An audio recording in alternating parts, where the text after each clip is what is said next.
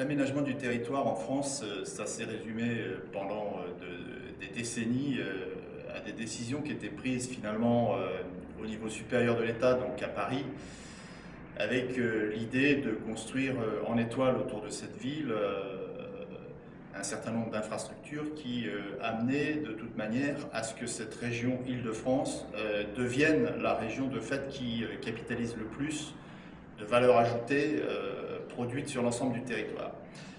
Ce modèle-là, d'abord aujourd'hui, il ne peut pas continuer puisque l'État n'a plus les moyens d'assurer une politique d'aménagement du territoire comme il l'a fait dans la deuxième partie du XXe siècle.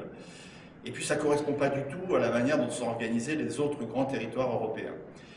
Si on fait une photographie rapide de l'Europe, on s'aperçoit que, si on prend le Nord, on va trouver en Angleterre des régions qui bénéficient de ce qu'on appelle la dévolution, c'est-à-dire qui ont une capacité à prendre des décisions ou réglementaires, voire même des décisions législatives. C'est le cas du Pays de Galles, c'est le cas de l'Écosse. Si on descend un petit peu plus au sud, on va voir les grandes régions espagnoles. On a évidemment en tête la Catalogne, le Pays Basque, mais aussi la Galice et d'autres régions espagnoles qui bénéficient d'une très large autonomie. La même chose pour les grandes régions du nord de l'Italie et du sud de l'Italie, les cantons suisses, les Länder allemands, sur lesquels je n'ai pas besoin de m'étendre beaucoup. On voit bien qu'aujourd'hui, le modèle français y fait exception. Alors, est-ce qu'on peut reconstruire ce modèle aujourd'hui? Moi, je considère que les décisions sont à prendre sur plusieurs niveaux. Le premier niveau, c'est forcément de mettre en relation les grandes régions européennes entre elles. Et il faut que les régions françaises, la Bretagne en tout premier lieu, puissent nouer des relations avec un certain nombre de grands territoires européens. Et il faut que ces relations soient officialisées et surtout qu'elles donnent lieu à des courants économiques suivis. La deuxième chose qu'il faut faire, c'est simplifier l'organisation administrative française. Je ne suis pas le premier à le dire, beaucoup l'ont dit, personne ne l'a fait. Je crois qu'il faut voir clair aujourd'hui, nous avons un empilement administratif en France qui de toute façon n'est plus du tout acceptable, ne serait-ce que par rapport aux contraintes financières que nous avons.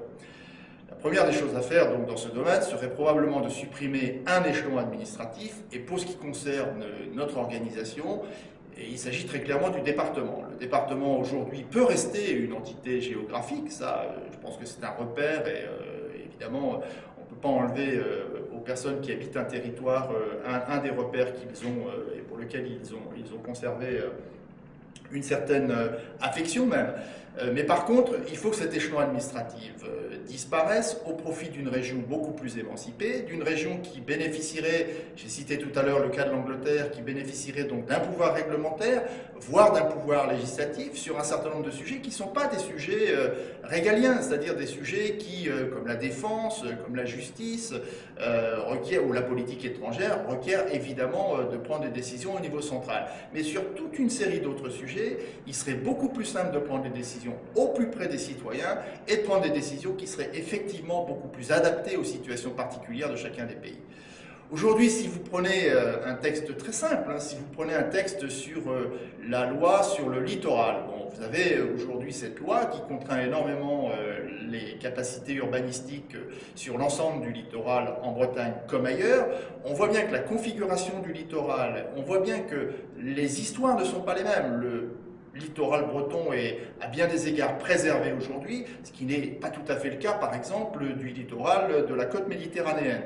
Donc on voit bien que les règles qui pourraient être prises pour la Bretagne pourraient être différentes de celles qui sont appliquées aujourd'hui sur le littoral méditerranéen. Du fait de l'uniformité française, nous n'avons pas cette possibilité aujourd'hui. Donc je pense qu'il faut donner de la respiration aux institutions françaises et par souci d'économie, par souci de bonne administration, il faut renforcer le pouvoir de la région, il faut lui donner une émancipation, il faut lui donner une forme de parlement élu où elle pourra, cette région, prendre des décisions dans l'ordre réglementaire, mais aussi dans l'ordre législatif.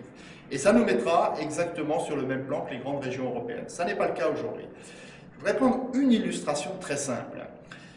Le TGV va revenir à Rennes avec l'amélioration de la ligne entre Le Mans et Rennes en 1h30. Et il y a autour de cette nouvelle ligne à réaménager un certain nombre de gares. Bon, et la gare de Rennes ne fait pas exception, il faudra réaménager la gare de Rennes. Eh bien, il faut savoir que pour ce travail, pour le réaménagement de la gare de Rennes, il y aura pas moins de 7 administrations, qui vont se pencher sur le sujet. Il y aura l'État, qui est le régulateur, il y aura la ville de Rennes, qui est le propriétaire foncier, il y aura Rennes Métropole, qui aura à aménager le quartier de la gare, il y aura le Conseil général, qui est l'autorité qui organise le transport routier, puisque la gare de Rennes est une gare routière, il y aura le Conseil régional, puisque c'est le Conseil régional qui est l'autorité organisatrice du TER, donc elle participera également à cette... Et il y aura évidemment les deux organes qui régissent les chemins de fer en France, que sont la SNCF, qui gère donc les trains, pour faire simple, et RFF, qui gère les infrastructures. Donc on voit bien que sur un sujet comme celui-là, qui devrait être un sujet relativement fluide, eh bien on va avoir à peu près 7 bureaux d'études qui vont se pencher sur la question. Donc on voit bien au travers de ça que cette lourdeur administrative est évidemment génératrice de temps, elle va évidemment rallonger la durée des projets et forcément elle est extrêmement coûteuse. Donc ce qu'on prend là comme illustration pourrait être appliqué à bien d'autres endroits. Et donc c'est de dire que demain nous pourrions avoir en France une organisation où on aurait une région forte, émancipée, avec de vraies capacités réglementaires et législatives comme je l'ai dit, des communes, c'est l'échelon de base et évidemment nous sommes tous très attachés au maintien de la commune, des regroupements de communes au sein de communautés de communes et il faudrait imaginer demain que ces communautés de communes correspondent le plus possible à des bassins d'emploi, autrement dit à ce qu'on appelle aujourd'hui les pays. Et si on avait aujourd'hui ces échelons administratifs, on serait en mesure de prendre les bonnes décisions au bon niveau. Et je crois que c'est ce qui manque aujourd'hui et c'est ce qui est un facteur de coût et surtout un facteur d'irresponsabilité.